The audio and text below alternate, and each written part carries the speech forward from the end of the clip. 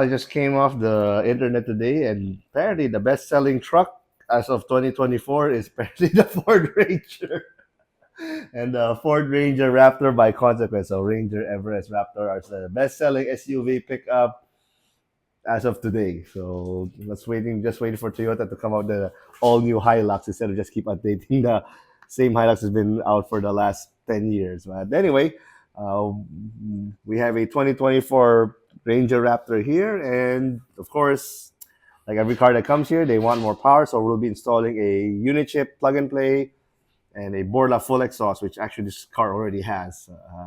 We did it in the other shop in Metro, so then we had come here for the Unichip install. And the biggest question that most people will be asking is, what's the difference between Unichip and ECU remap? We can actually do both, so we can remap the car or we can put Unichip on it. The biggest advantage of Unichip is that when the time comes to sell the car, you can take it with you. It doesn't stay in the car, so the next owner is not suerte because he gets the remap for free. You can actually take the whole Unichip, take the whole harness with you.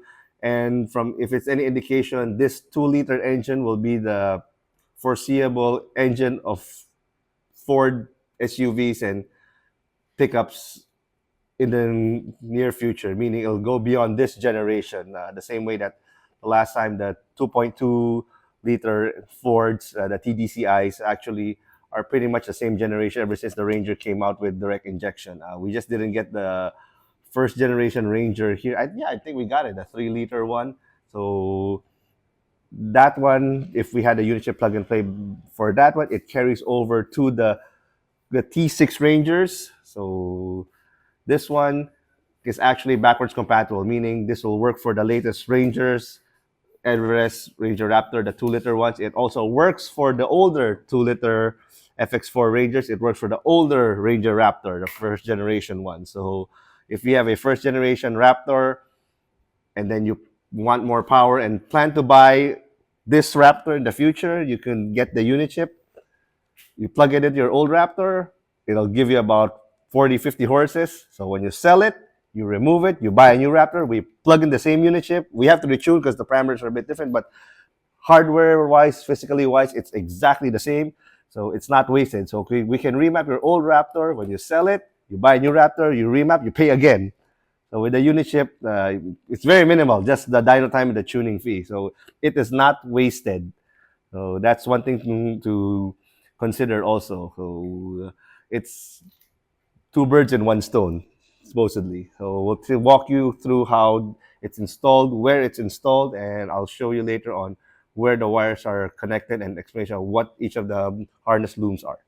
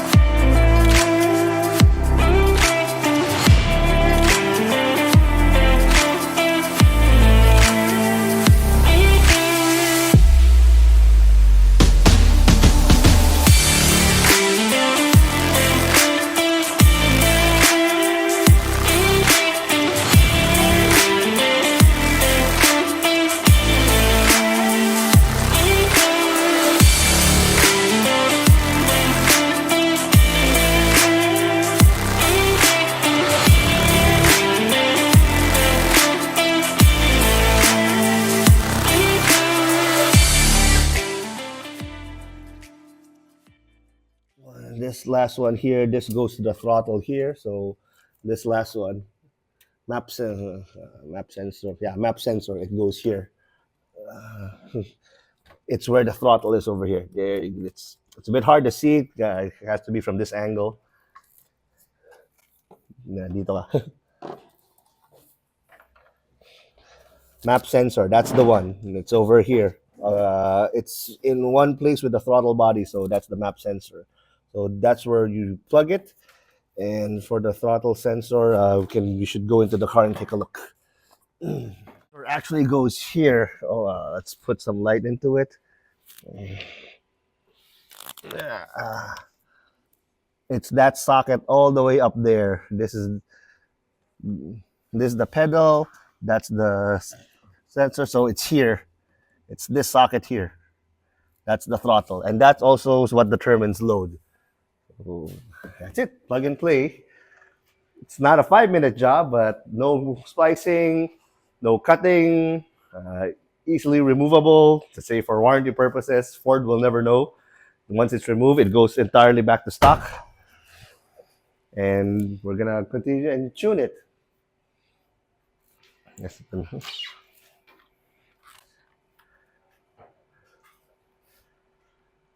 So these are the results of what we have. This Ranger makes 190 horse baseline. That's already with the exhaust. Pure stock, no nothing.